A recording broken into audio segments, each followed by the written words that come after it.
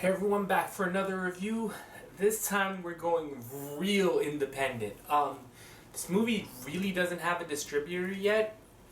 It was played at South by Southwest. I was lucky enough to get a screening today. So let's talk about this independent movie, St. Francis. Don't talk.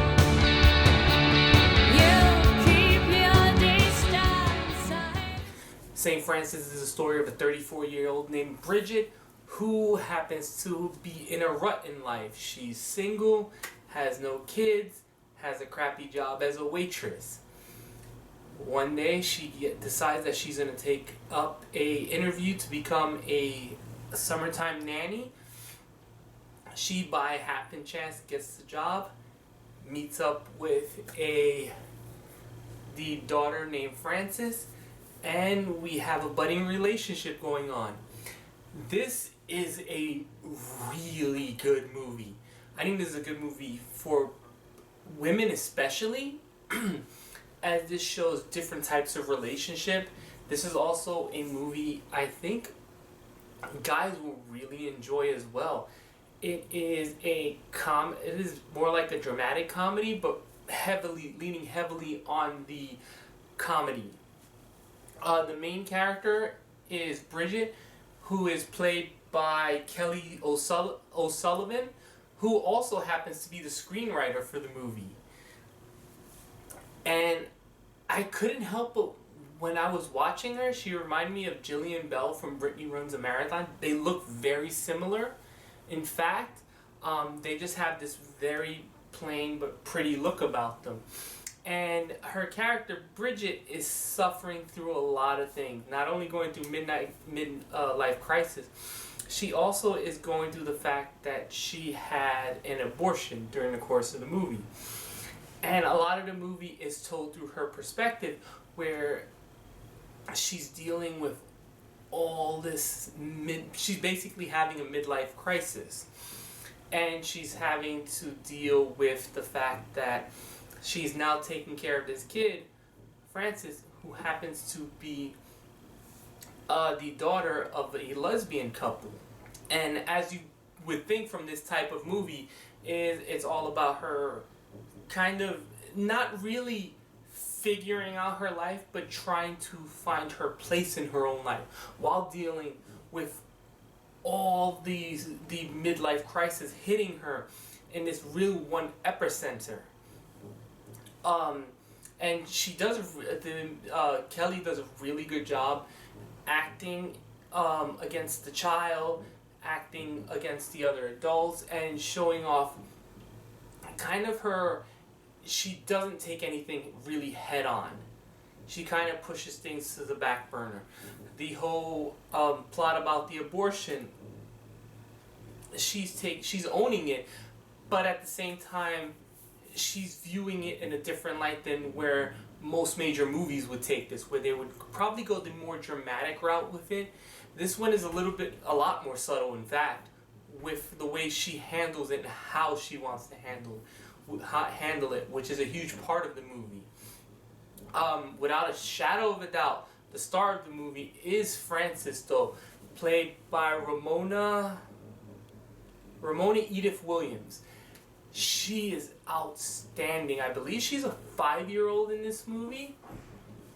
And she was when she got the role, I believe. She is not only adorable, she holds her lines well. She plays up against Bridget very well. She doesn't get complex dialogue, but she has there's a nice innocence to the way she speaks. There's this particularly good scene where she is inside. They both go inside a church, and she pretends to be the priest taking Bridget's confession, and it's never played as she's way too smart, or the part is written as if she's an adult, because she does come off as childish. She's taking this as a play. And she also gets to act like a brat when she first meets Bridget. She doesn't really like her. And even throughout the movie, even when she starts to like her, she does what a kid would do. When you turn around, you turn your back on them, they're going to have their fun. So I commend the movie a lot, not only from the casting point of view, but from the director who got this performance out of this child.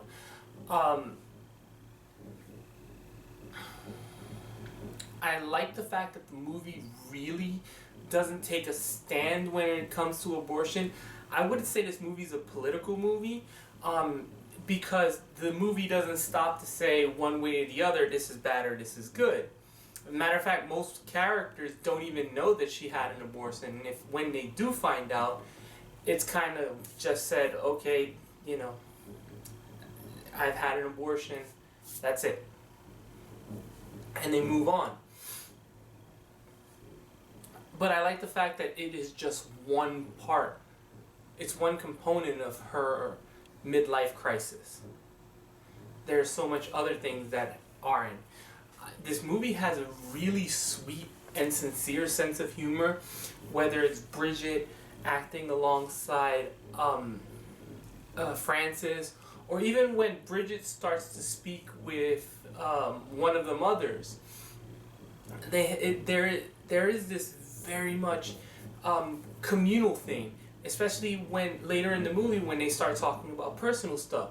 There's a really good scene where Bridget is talking to the mom, and she's trying to tell her, well, you know, women need to start talking about stuff. If, you know, by holding it in, it doesn't help you any better. And that's a lesson that could be learned for anyone. In fact, the whole idea of that the genesis of that conversation happened early in the movie when Bridget's mom explained to her what she wanted to do to her when she was a little kid.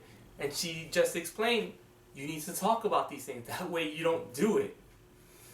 And I thought that's a really good lesson for any human being, man, woman, the hedgehog, cow, anything.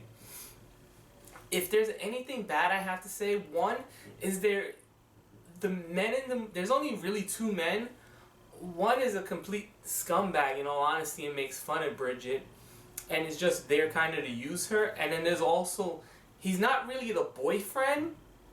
He is more like someone she just hooks up with, and they happen to hang out together and also have sex.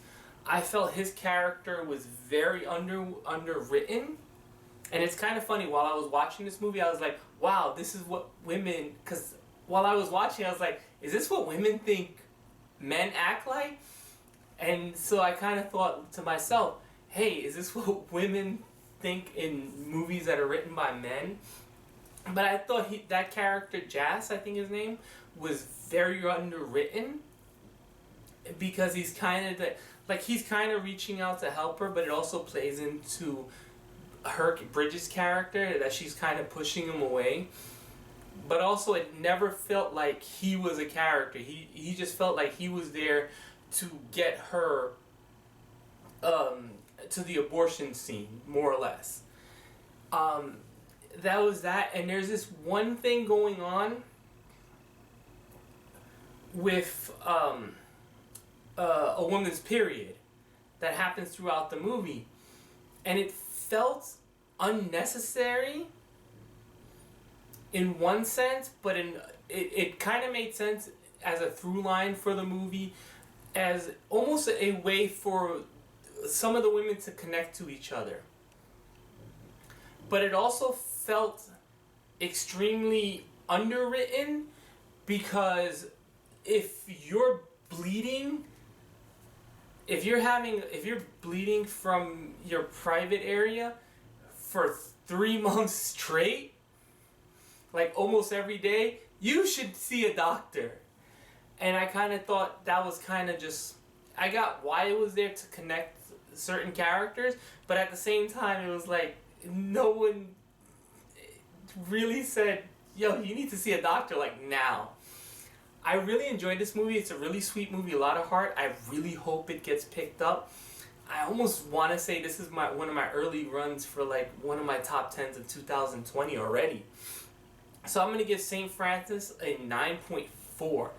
I think anyone can watch this and enjoy it and laugh at the the hijinks that happens in the movie and the way people just speak openly and how most people don't.